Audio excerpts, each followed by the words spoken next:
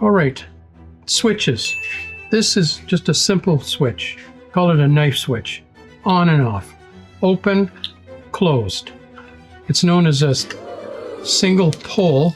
That's P-O-L-E, single throw. So there's one pole here and one throw. Whereas this one over here, it's also a single pole, but it's a double throw. So you've got two positions here. I'm gonna hook that one up. I need a long one. That's a nice long one. Okay.